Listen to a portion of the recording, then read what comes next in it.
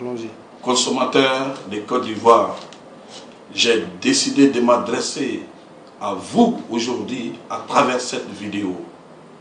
Et c'est avec un cœur meurtrier. Le président de la République de Côte d'Ivoire, son Excellence M. Alassane Ouattara,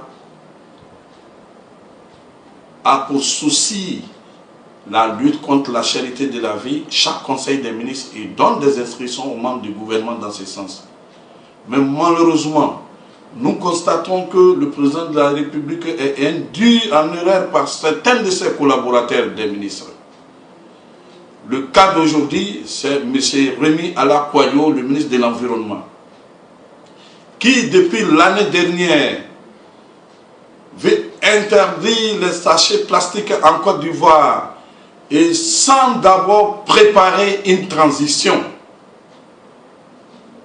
Vous allez dans un supermarché désormais, après les achats, vous devez payer les emballages à 800 francs, 1000 francs CFA. Nos pauvres femmes qui n'ont plus du panier de la ménagère, qui doivent aller payer poisson, viande et autres, mettre dans un sachet, elles ne savent plus comment faire pour s'approvisionner, puisque M. Alaquayo veut interdire les sachets plastiques. Et les grandes surfaces, aujourd'hui, ont décidé que ce soit eux, leurs emballages que vous achetez.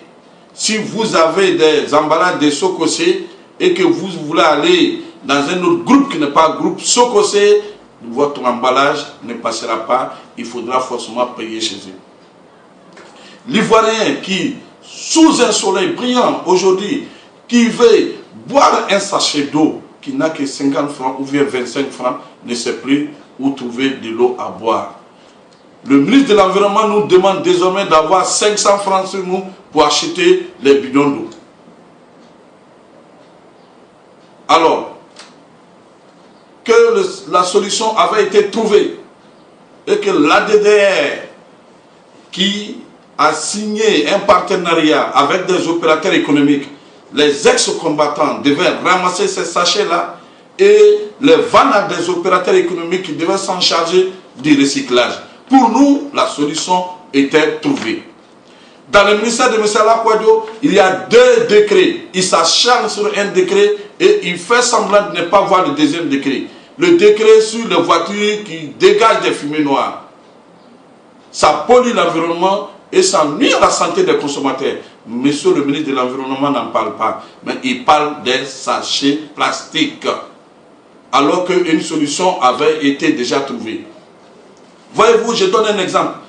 Les emballages d'équipementiers, on n'en trouve plus. Parce que les bonnes dames savent que quand elles ont plusieurs emballages, en allant au marché, on leur donne des présents. Les samarakolo, on n'en trouve plus en ville. Parce que des gens se promènent dans nos maisons pour acheter, pour aller les revendre. Les ferrailleurs, les fers, on ne les trouve plus en ville.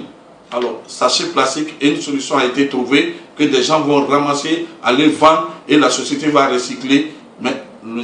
Alaquayo ne veut pas entendre parler. Nous sommes d'accord pour l'émergence de 2020, mais c'est une transition, c'est un processus. L'Ivoirien n'a pas le même pouvoir d'achat que le Français. On ne peut pas nous comparer. Je ne suis pas d'accord. Alors, le décret de M. Alaquayo Rémi sans du business, je dis bien, ça sent du business.